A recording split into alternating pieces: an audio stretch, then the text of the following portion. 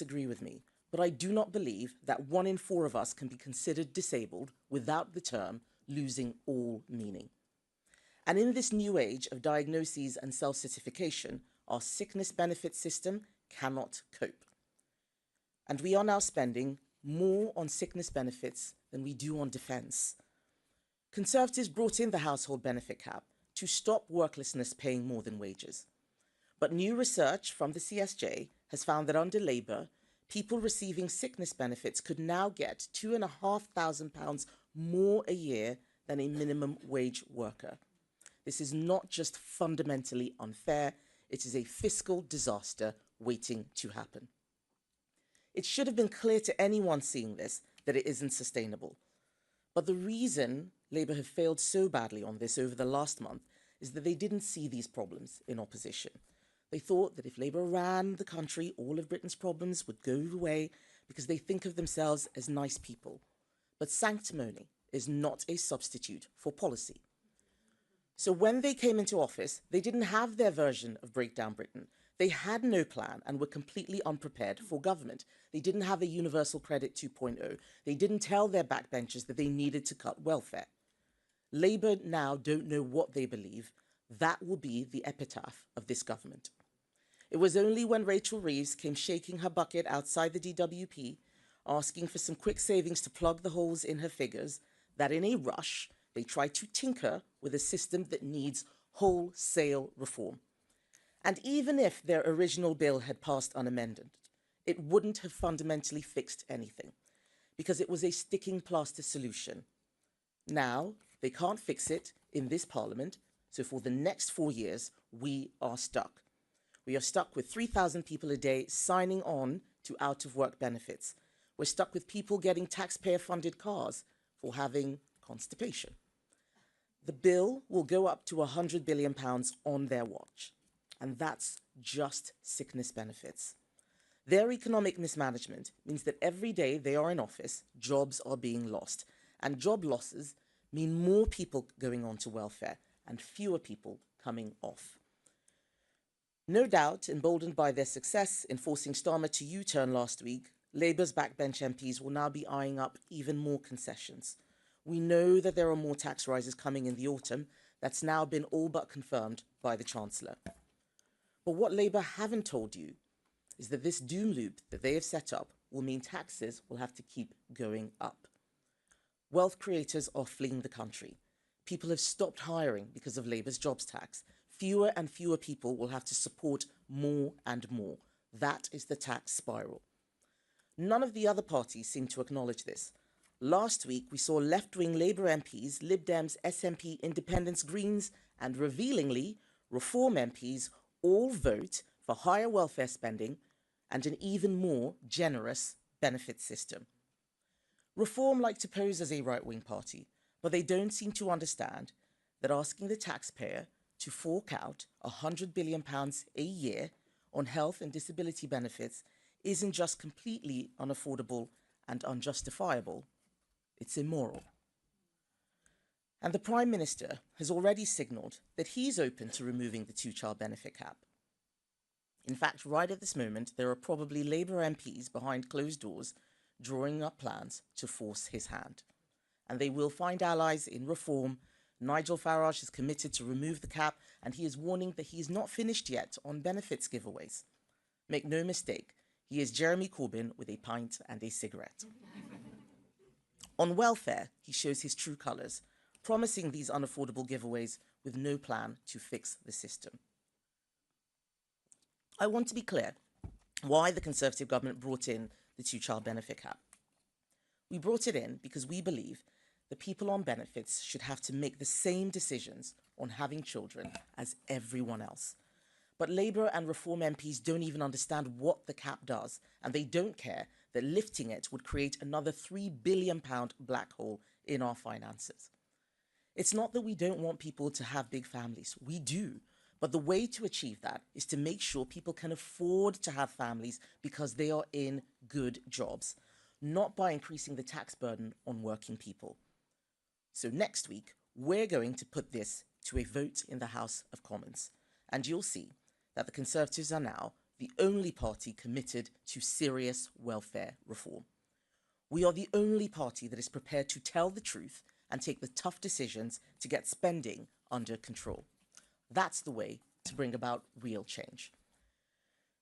Getting the welfare bill down is not an impossible task, but it requires conviction and the courage to make difficult choices.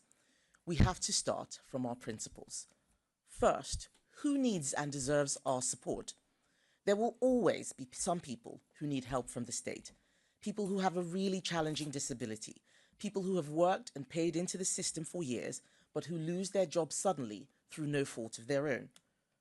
But we can't afford to be spending £1 billion a month on benefits for foreign nationals. It is not unreasonable to expect someone to have paid in and become a British citizen before they unlock access to sickness benefits. That was a plan we put forward yesterday, a plan that Labour voted down. We also clearly cannot afford to support 1 in 4 people who now classify themselves as disabled. We are going to have to draw a line in the sand about which conditions the state gives out support for. Food intolerances are a medical fact, but they're not something we should be handing out new cars for. This is not a joke, this actually happens. And anxiety and mild depression are real conditions, but that doesn't mean that those suffering should be signed off work courtesy of the taxpayer. The Centre for Social Justice have done some brilliant modelling, showing that if you restricted benefits to those with more severe mental health conditions, you could save up to £9 billion. Think how much good even a fraction of that could do when reinvested into mental health treatment and research, instead of funding people to sit at home. Second, how do you accurately identify those people who you've decided qualify for support? Clearly, our current system of assessment isn't working. Approval rates have soared, and we now have online sickfluencers. I never heard this phrase before, sickfluencers. They are selling people scripts to maximize their scores on assessment. We need to build in proper medical evidence to the system and go back to face-to-face assessments which never recovered after COVID. The Motability Scheme is a perfect example of what's going wrong with the current system. It was initially set up to help disabled people get around. Now 90% of its cars now have no adaptations whatsoever. That's not what it was designed for. People are qualifying with conditions like drug misuse, ADHD, obesity. The assessment system surely can't have been designed with that intention, and we cannot allow it to continue for a moment longer. And third, we need to think about what support actually helps people, because at its best, a welfare system acts like a trampoline.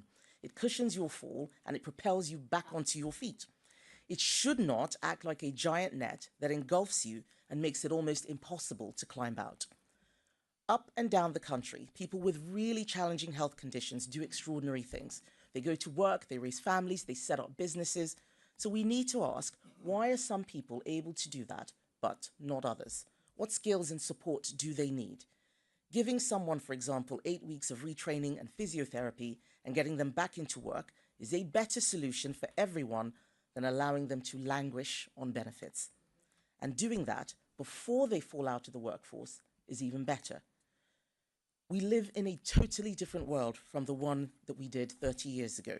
Even people who are housebound can now contribute and make use of their talent.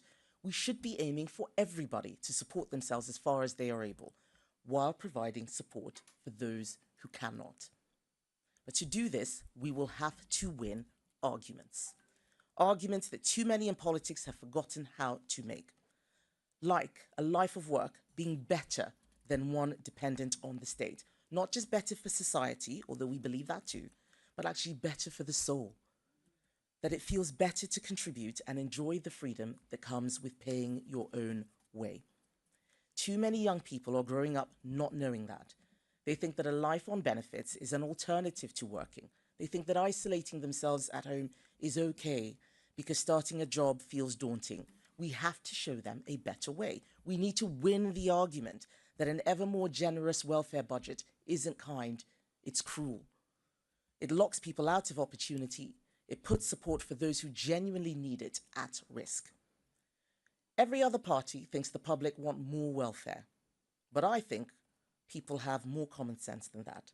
I think that they can see the damage it's doing to our country. Britain needs politicians who will tell the truth about the challenges facing the country. That's the only way to get the real change we need. We need to win the argument that personal responsibility matters, that if you can support yourself, you should, that if you want a better phone or a new car or a bigger house, you need to earn that. You should not expect someone else working hard to pay for yours as well as theirs. And we need to bring back the idea of saving for a rainy day. That's almost lost now. If you think that the state is going to bail you out every time, why would you make sacrifices? Why would you put money away? Especially if Rachel Reeves is coming for your savings, your pensions, or your family home. And finally, we need to win the argument that the state shouldn't be the first place you go for support, because the state can never do better than what families and communities should do. It is no wonder that our welfare bill is rising in an age when family structures are fraying and the number of people volunteering has fallen off a cliff. We should be backing the makers, rewarding the people getting up every morning, working hard to build our country. This is about getting the welfare bill down, but it's also about what we believe the good life looks like. Freedom, security, optimism.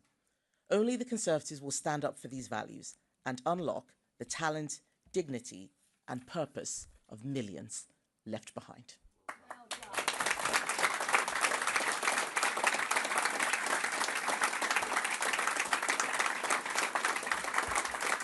Thank you. Thank you. I'd like to move on to the media Q&A. And first up is Carl Dinen from ITV. Thank you very much. You've just criticised the smaller opposition parties for the way that they voted last week. Didn't you vote the same way? I was talking about the reasoned amendment. We voted against the bill, but the reasoned amendment was actually for more benefits. They did the same thing yesterday, actually. We had amendments to tighten up the welfare system, and they were voting against that. They want more benefits. We are the only party. We are the only party that is serious about Britain living within its means and getting that welfare budget down. Rob Powell from Sky.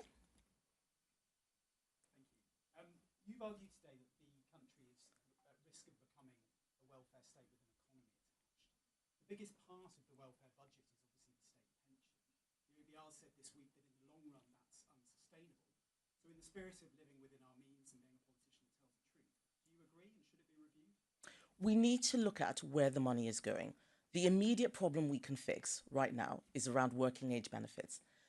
Those pensions are not working age benefits. If we get more people into work, that will help solve the general problem of growth. There are too many people who are out of work.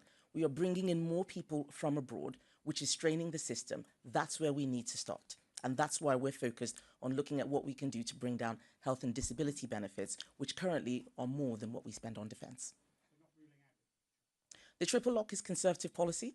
We brought in that policy. Right now, we think that the area to focus on is health and disability benefits. There are too many people out of work. We have 28 million people working to support another 28 million who are out of work or in the public sector. Those numbers have to change. Getting people into work is what Conservatives are about. It is what we did before. We reduced the number of workless households to record lows, and that started climbing up again after COVID. Now we are seeing 3,000 people a day claiming out of work sickness benefits. That's just under Labour. That's 1,000 more than it was a year ago. This is crazy. That's the first place to start fixing things. Evan Murray, BBC. Hi there. You've lost your second former cabinet minister in less than a week. What does that tell us about the direction of the Conservative Party under your leadership? What it tells people is what I'm saying in this speech, that the Conservative Party is the only party that wants to live within its means. And if there are people who want more welfare and higher taxes and more spend, they are very welcome to go to those parties that are offering that. But we are the Conservative Party. And if there are people who are not Conservatives, people who have probably been holding us back for a long time, then they should go to other parties that fit in with their values. We are a party of living within our means.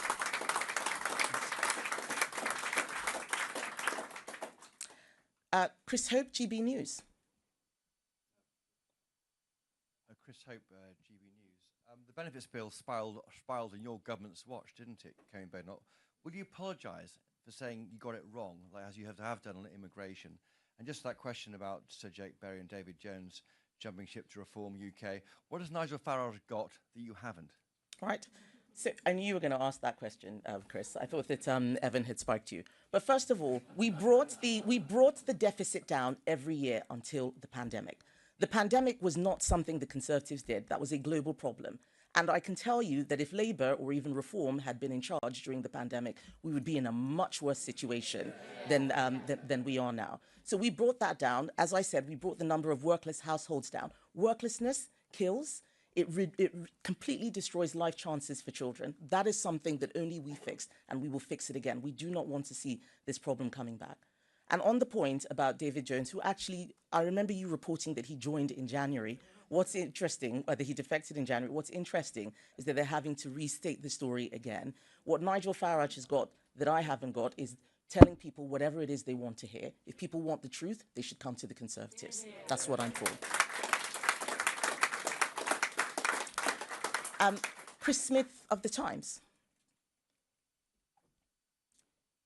Thank you. You talk about being unsustainable. 1 in 4 people class themselves disabled. You could also say, you know, what 1 in 10 working age people are claiming sickness benefits. Where do you draw the line? What conditions shouldn't we be giving for? How many of those people actually should be qualifying under a reasonable system? And just on Sir Jake Berry, is it a worry for you that sort of ambitious people on the right think reform is the place to go if they want to get on? So on the benefits, we need to look at what the system was designed for and what we can afford. That's where we need to start from. Otherwise, we're going to bankrupt ourselves. And it does not make sense the tennis elbow gets you benefits, the constipation or acne gets you benefits. Let's start from there. And the big thing we can do is go back to in-person assessments. That's what changed during COVID. We had remote assessments, but that has allowed a lot of people to exploit the system. That's what those sickfluencers are doing, telling people what to say. You ring up, you tell them you're too anxious to get your assessment, and then you will immediately, without any medical evidence at all, get benefits. That's where we need to crack down on. If we can solve those problems first and get more people back into work, we're going to see outsized benefits from the tax take, from less burdens on the state. That's really where we need to start from. And on the point about people defecting, this is something which I say again and again, that there are a lot of people who come into politics just to play the game of politics. And they will follow polls and defect wherever they can, like they do in banana republics, to wherever they think that they can win. We have to do more than win. We have to be ready with a plan. This is what Labour got wrong. They had no plan. They were just focused on the election. And now they're in government and they're completely at sea. They cannot deliver anything. All of the people who are not interested in coming up with a proper policy plan and just want to jump ship are welcome to do so, because when the time comes at the next general election, the public are going to be looking for a serious, credible alternative. We are the only serious, credible alternative. And finally, I have Dan Martin from The Telegraph. Hi. Last week, Boris Johnson said that the way to deal with the threat from reform was to ignore them. You've been attacking Nigel Farage now, and you have been for a while, and it's not helping your polling. Do you think you should listen to him? Well, if you ask me a question about Nigel Farage, I will answer it. I'm not Keir Starmer, I answer questions. But I think if you want to take the advice, I think it's the media that needs to take Boris Johnson's advice. It's the media that spends most of its time talking about Nigel Farage. There is a lot of work that we're doing in Parliament. We have got Keir Starmer to U-turn on grooming gangs, on the winter fuel payment. We ran a very vigorous campaign. We are doing the work that the people elected us to do, making sure that they do not destroy this country. I'm the only person who is talking about how we bring the cost down. We are spending well above our means, and we've got to bring that back within our means. Thank you. I think that was the last question that I had, but I'm happy to talk afterwards. But thank you very much, Andy.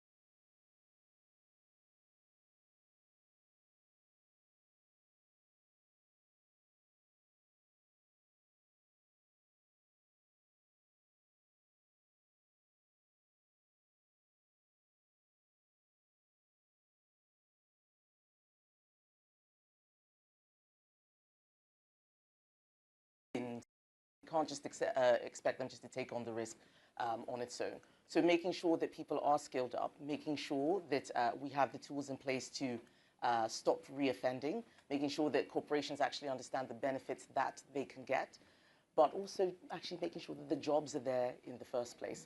If the corporations aren't hiring the people who aren't ex-offenders, it's going to be even harder to deal with the, to get the ex-offenders into work. So it's all connected, it's all systemic. Let's start with actually making sure that the jobs are there.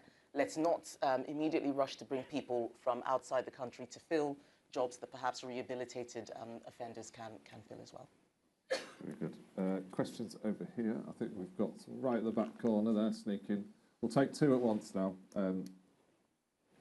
I wasn't meaning you, but you go for it, and then we'll go after you. Hi, I'm Felix from the charity Children Heard and Seen. You mentioned in your speech about Labour choosing not to fix problems. 12 months ago, Labour government made a welcome and groundbreaking commitment to, in their manifesto, to identify and support children who have a parent in prison, and that's what Children Heard and Seen does. Currently, there's no statutory support for these children, despite the well-documented welfare harms that a parent going to prison can have. And that contributes, obviously, to what you mentioned about 1 million young people not being in education or employment. The work we do has shown the life-changing impact that simple, targeted emotional support can have on education and employment outcomes for young people. Are you and the Conservative Party able to hold the government to account on their commitment to ensure that children with a parent in prison get the support they need to break this cycle of intergenerational harm? Thank you. So I haven't seen your report, but it sounds like a very good. It sounds like a very good way to help stem some of these issues. If a government or if a party makes promises before an election, they do need to keep to them. If they don't, those are the things that break trust in politics. A lot of people are very disillusioned with politics and going to protest parties because of broken promises. There are things that we did, and I do acknowledge that, which we said we would do, the things we said, which we didn't do, and that creates some of that apathy. So yes, I'd be delighted to hold them to account on their promises and also to read the report. I do think that the family you're born into is probably the biggest determinant of where you're going to end up in life. So we want more strong, stable families. Those interested on those subjects, we are launching a paper on Monday that looks at the pupil premium, which makes no account of that kind of issue as well. Back corner, yeah. Hi, I'm Evan John. I'm from the national disability charity Sense. So you've painted a picture of a welfare system that is really easy to access, but I think many disabled people would find this is utterly divorced from the reality they face on a day-to-day basis. Our research has shown that 50% of disabled people with complex needs who go through benefits assessment find it humiliating. So what are you going to do to make sure that disabled people don't feel like criminals while trying to access the support that helps them to lead independent lives and often enables them to work? Well, I think those two problems are intertwined. If you have many people who shouldn't be claiming benefits using the system, that means that there are fewer resources for those who actually need to use the system. So let's start there. If you have a support worker who has to deal with a much bigger caseload, it's going to be harder for them to support those people who can't help themselves. That's where I would start in terms of dealing with that problem. We know that the system is not easy for those with the most challenging disabilities. But right now, we are seeing a huge increase in the number of people claiming benefits for low-level conditions. That cannot be helping. We've got to sort that out as well. Do you think, Kemi, as part of that, you would think about splitting the difference between mental health conditions and physical ill health conditions as part of the welfare? I think so. We understandably had a lot of pressure to look at mental health as in the same way as we look at physical health. But what we're seeing is that nothing's improved. Things have not improved. In fact, they're getting worse, and there's more pressure on the system. And I don't think there was anything wrong in testing out that hypothesis. But we have to be able to say, we've tried this, it's not working, let's do something different. One of the problems in politics is this belief that because something is in place, it must never be touched, and all we can do is add more and more. We need to start talking about reform of the system. The problems we have in 2025 are very different from the problems we saw and fixed between 2010 and 2019. So what we're going to do with our time in opposition is actually have this policy renewal program where we're looking at everything fresh. we're not trying to recreate the past or go back to what used to be. We need to start focusing on the future. There are many other parties who think that they can go back to what used to be. That's never happened before. We've got to start talking about what young people can have for the future. How do we deal with the future of work when AI is coming? There was a really great op-ed by James Kanagasorian in the Times today, that AI can do to what we call white-collar jobs what a lot of the information age did to blue-collar jobs. We've got to fix that. We cannot have a situation where fewer and fewer people are in work and making the money and getting the benefits, and a larger cohort of people are unable to access work. And that's one of the things that our policy renewal programme will be looking at. Very good, thank you. Further questions? There's a hand right at the back there, sorry. Hello, I'm Anne Fennell from Mothers at Home Matter. Nearly half of all families are on universal credit, and these are working families. And this is mainly because our tax system doesn't support the family in any way. There is no acknowledgement of any dependence on an income. So it's better to be on two lower incomes and claim credit, and it's better in some cases to be apart than to be together. And you talked about stable families. How will the Conservatives address this and support families, and particularly at a time when some women want to take time away to look after their families, but it's become so difficult because of our tax system and because there's no support? I think that the last point you've made, that because of the tax system, is quite right. And the tax system creates lots of perverse outcomes. We do need to look at that. I think we've tried looking at policies to help people stay together, looking at marriage taxes, but they've never really made a huge impact in terms of solving this problem. And this is why I say it is both economic and cultural as well. Making sure that people go into relationships with the intention to stay there for long periods of time and not assuming that the state will fix whatever goes wrong will help. Making sure, for example, that childcare is not as ridiculously expensive as it is. Nursery fees are now about £24,000 a year. I was so grateful when my 5-year-old left nursery because I suddenly felt so much wealthier than I had been before. It's very expensive, even with the support that we brought in, 30 hours free childcare. This was a Conservative policy. We need to look again at how we encourage more providers to spring up. That will help those women who do want to go into the workplace. It'll make it cheaper for those who just want to use it for a shorter period of time. But I think we need to look beyond the tax system as well. And this is an area where I think just as an entire political class, we have got rusty at talking about family. Everybody feels that they don't want to moralize, they don't want to be judgmental, we don't want to criticize lifestyles, we don't want to criticize people's personal choices, but we can see things that are going wrong. And we need to create a space for us to have honest conversations about how certain choices can leave people in much worse situations than if they had done something differently. And I think all of that has to be looked at in the round. Very good. We've got time for one more question I'm hearing in my ear, okay, from the back. Anyone want to go for the final question? If not, I've got one. Matthew at the back. Yeah, one of the main gateways, it seems to me, in terms of entrance into the welfare space is through GPs. The CSJ recently did some polling that suggested 83% of GPs think that medical health in particular is being over-medicalised. I wondered, one, whether you would agree with them. It feels to me, in terms of some of the comments about less serious mental health situations are being over-medicalised. And the second part of that question is, do you think GPs are best placed to be those gateways in terms of fit notes and things like that? There's a big shout of no on this side of the room. I'm not in a position to make that judgment. I don't know enough about how GPs work to be able to say so. But I think if GPs are saying that there is over-medicalisation taking place, then we should listen to them. They will know what they are talking about. Something clearly is happening where we're just seeing a huge increase in demand for so many sort of levels of support, and we can't afford it. So we have to structure our economy and our safety net, our welfare system, according to our means. And we are willing, as Conservative Party, to look at every potential solution in order to bring those costs down and make sure people have the right support, but also that those who are in the system who shouldn't be are taken out. That is where our growth will come from. That will help solve our productivity problem, We have a productivity problem in the UK compared to many other countries. We need to look at getting lots of people who are off work back into work, and many things after that will fix themselves. Well, thank you, Kemi. On behalf of everyone that's round the applause, thank you so much for doing that.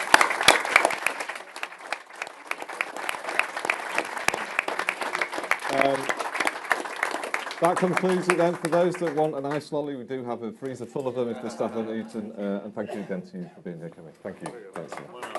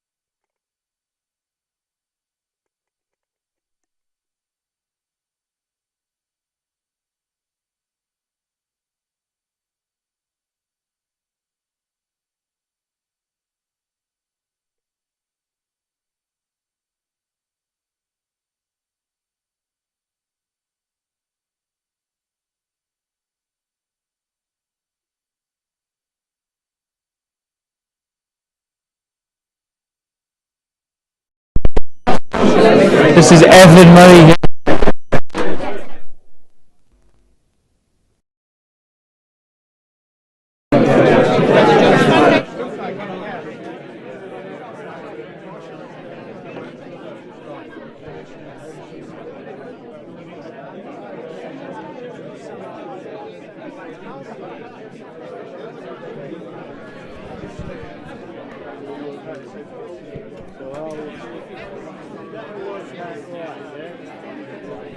Yeah. So I'll just all that CSJ in the background. I think yeah, they want the flags in it. I remember them saying so. But if they can't get, I think we can move it. It's fine. No worries. I don't know if it's that big a deal. Where are you guys? Do you want to do it in front of here? Yeah. I'll clear the cloaks and we can decide. Is that all right? Yeah. Thanks. Excuse me. Sorry? Yeah. We'll do it in a second. I'm just going to put that one in this one. We'll come back and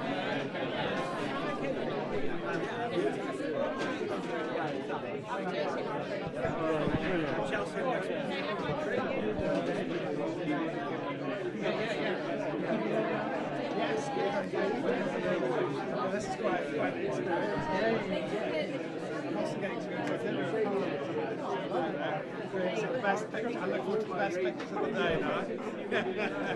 I was snapping. It's so hot in here. Oh no, so you were dashing from somewhere. Oh, nightmare. Oh well. It's all in the cab now.